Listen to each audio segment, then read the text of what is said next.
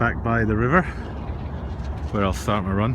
As usual, here's the 11-kilometer marker, and I'm going to head upriver today, which I've done every time I think for the cycles that I've done, heading up to 16k and back down again.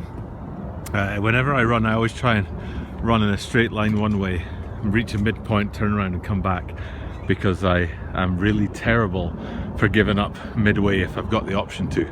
So I have to run as far as I can in one direction and then have no option but to run back in the other direction.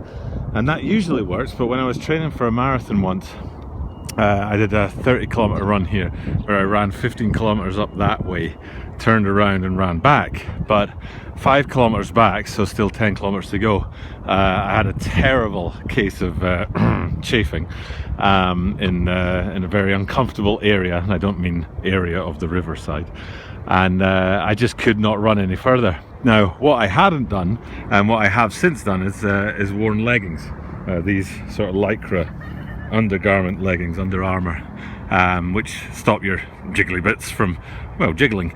But this time I I didn't have them, I hadn't bought them yet, new to running. I got terrible chafing and had to walk a whole 10 kilometers all the way back. In fact, I think I might have given up halfway and just gone and gotten on a bus somewhere. And took a bus home. So and that reminded me of Scott Jameson, so shout out to Scott Jameson, who Sharon and I went to high school with at Lawrence Hill Academy. A shout out to anyone from Lawrence Hill Academy, because Scott, I remember when he was young, me and a guy called Stephen Guzik and Scott, we used to hang out a lot, especially Friday and Saturday nights, going out to treetops in Alloa. And we would start the night at Scott's place, drink a bit because that's cheaper than drinking in the pub, and then when we got suitably drunk, then head down to the pub. But Scott had this thing on his wall, a little postcard on his wall that said, the unlucky learn from experience and the lucky learn from the experiences of others. So in the case of Doug and his jiggling and chafing, I unfortunately was unlucky and I had to learn from experience. But from that experience, I've now bought some Under Armour gear.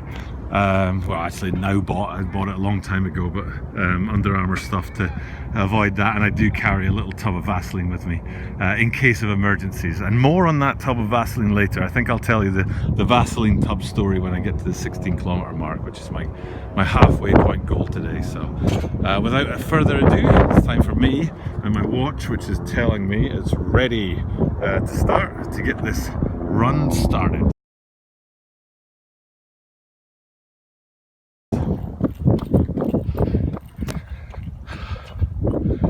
There she blows, 16k mark. A few runner friends of mine will be mortified to know that that was my pace.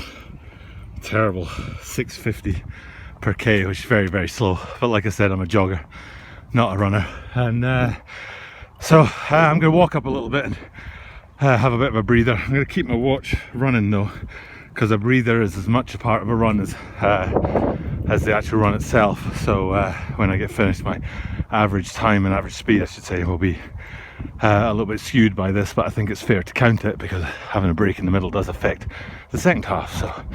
So as promised, a little story about the Vaseline. I do have my little pouch around my waist there that I got at the Kawaguchi co-marathon, which I think I ran with Daiso. And then the next year they changed the course, so instead of going around one of the lakes at Fuji, Mount Fuji twice, you went round half round a different lake and then back round the other half of the first lake. And while I was running it, I ran it with a good friend of mine called Dave, one of the best runners I know.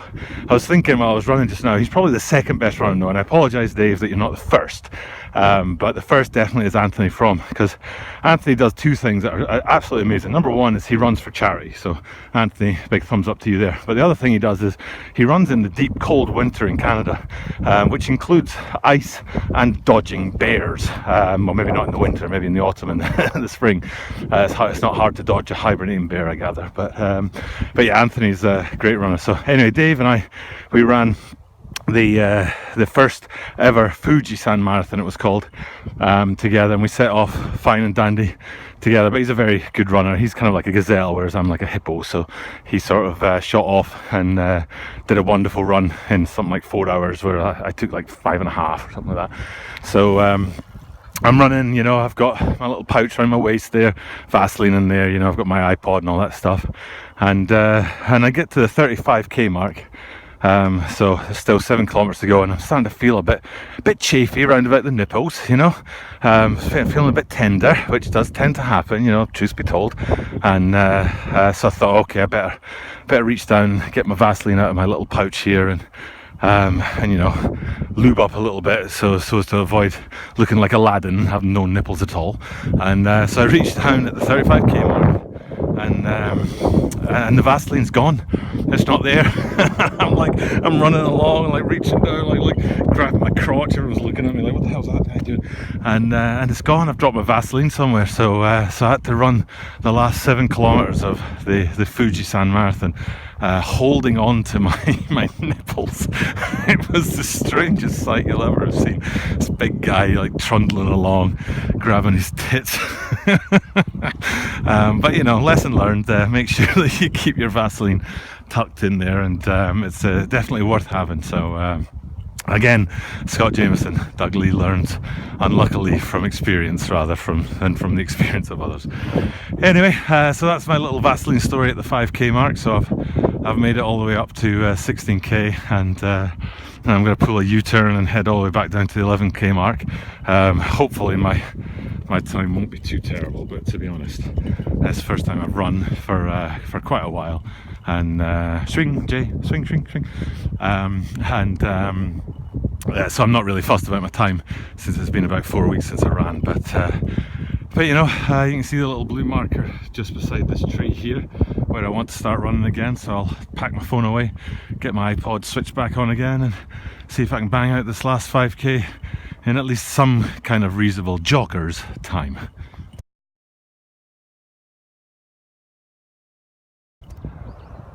Japan. Here I am at the 14 kilometer marker. I was just running along, enjoying the run, not thinking of stopping, but then I came across this here. It's a couple of homeless guys.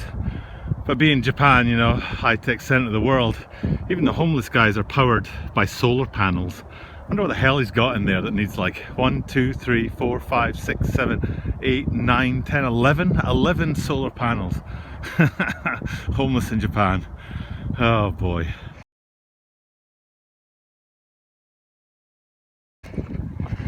Alright, there's the 11k marker there. So I think I'll go upstairs, get a better view to finish my run. Not too bad. Beautiful day, beautiful evening. Those clouds from earlier skipped past without too much trouble. And time to stop the watch. Not the fastest run I've ever done, but there you go. Good enough. See the shadows stretching in the evening sun. So there we go. Little 10k. I hope Sharon, if you get a chance to watch this, inspires you to get back there to run for fun. It's always good to get out there. You always feel good at the end of a run, maybe not during it. And that's me done. I think I'll just sign off. I just remember when I was running another chafing issue that I had when I ran with a white shirt in a rainstorm once, and I hadn't realised, but I'd managed to bloody both of my nipples, and I finished with 2 red stripes running down the front of my shirt. But I hadn't noticed because of the rain, so Lord knows what these people would have been thinking as I was running past them. But such is life, such is life. Get out there, get yourself a good jog. Anyone out there who's thinking about doing some exercise and sort of half on the sofa and half out the door, hopefully this will give you that 1% push to take it out the door and go and do something. Cycle, run, even walk the dog. It's always good. So shout out to you guys, to Mark, the one of ones. The one of ones made it, no damage done, although my right knee's a little bit sore, which is a one of two I suppose. But yeah, good run, good day, and I think I'll head off home and go take a shower and relax for the rest of the evening. Take good care, people, whoever's out there watching this. Hopefully I'll see you all soon.